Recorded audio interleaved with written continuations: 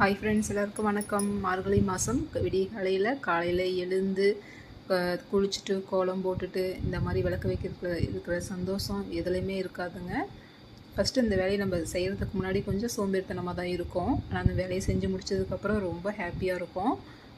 காலையிலே பார்த்திங்கன்னா பசங்களுக்கு டிஃபன்லாம் ரெடி பண்ணிவிட்டு கொஞ்சம் சின்ன சின்ன வேலைகள்லாம் இருந்தது. அது செஞ்சு முடிச்சதுக்கப்புறம்